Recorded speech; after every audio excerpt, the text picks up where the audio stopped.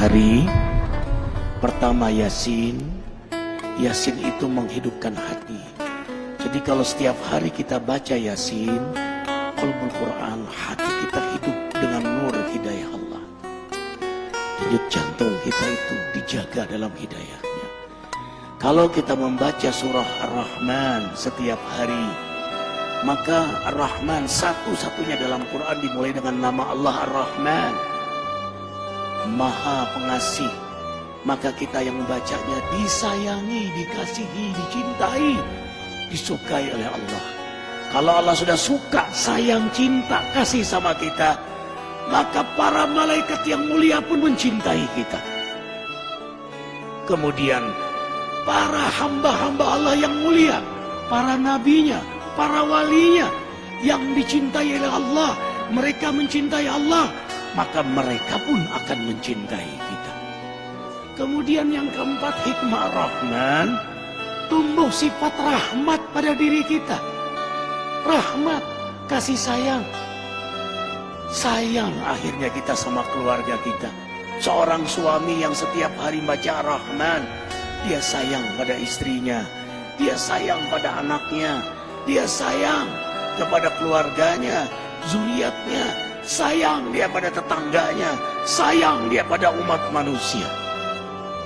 Dia akan punya sifat rahmat, dermawan, rendah hati, tidak pernah merasa diri paling suci, tanpa kehilangan ketegasan dan keberanian pada dirinya. Itu rahasia Rahman di antaranya. Makanya setiap hari bacalah Ar-Rahman. Kemudian Al-Waqi'ah yang ketiga. Kenapa Al-Waqi'ah? Di antara hikmahnya, tidak akan pernah susah kita di dunia ini. Tidak akan menderita di dunia, tidak akan menderita sakaratul maut, tidak akan menderita di alam kubur, apalagi di akhirat nanti. Baca surah Al-Waqi'ah, coba baca terjemahan tafsirnya, dahsyat sekali.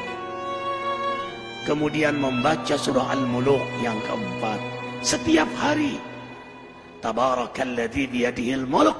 Kalau kita setiap hari membaca surah Al-Muluk, apapun yang kita lakukan, yang Allah amanahkan pada diri kita, siapapun yang dekat dengan kita, diberkahi oleh Allah. Dahsyat surah Al-Muluk itu. Kita punya rezeki, berkah. Kita punya sehat, berkah. Kita sakit, sakit kita berkah. Membuat kita dekat kepada Allah. Kita punya rumah tangga berkah. Kita punya pekerjaan, pekerjaan kita berkah. Seorang juru dakwah yang setiap hari membaca surah Al-Muluk, dakwahnya berkah, jamaahnya berkah. Arifin ketika mengunjungi satu pesantren di Cianjur, apa kata Pak Kiai, kata ajengan itu, Ustadz Arifin, carilah sahabat, carilah guru yang setiap hari dia membaca surah Al-Muluk. Kenapa ajengan? Kau pun akan berkah karena bersahabat dengannya.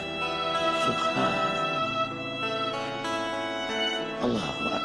Bayangkan kalau suami membaca surah Al-Muluk, istri membaca surah Al-Muluk, anak baca surah Al-Muluk. Hari ini kita ribuan membaca surah Al-Muluk. Gimana nggak berkah majelis ini? Gimana nggak berkah ikhwah semuanya? Kemudian membaca surah Al-Jin, tidak diganggu oleh jin. Mereka yang setiap hari mewiridkan surah jin dan dikenal oleh jin-jin muslim. Kemudian membaca surah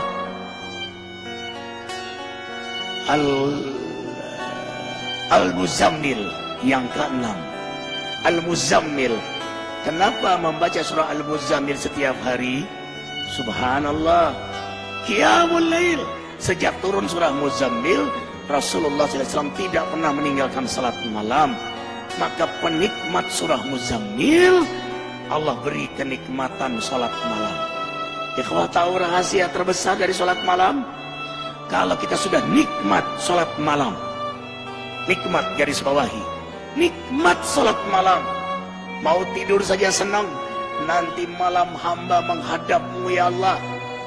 Yang Allah gambarkan dalam surah Al-Furqan ayat 64. Walladzina yabituna li rabbihim sujada wa qiyama.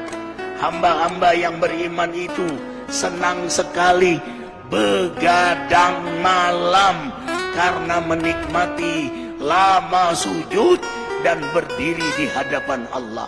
Perhatikan surah Muzammil ayat 6. Inna nasyi'atal lail hiya asyaddu wat'a wa muqila.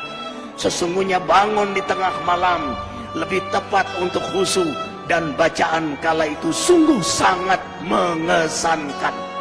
Lebih tepat untuk khusyuk, lebih tepat untuk nikmat, lebih tepat untuk bermesraan, berdialog, berdoa kepada Allah Jalla Jalaluhu. Subhanallah. Perhatikan surah Muzammil.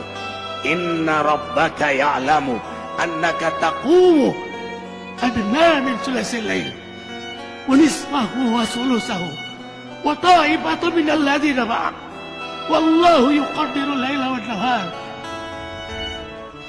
alima an lan tuhsuhu wa taba alaikum faqra'u ma tayassara minal Qur'an.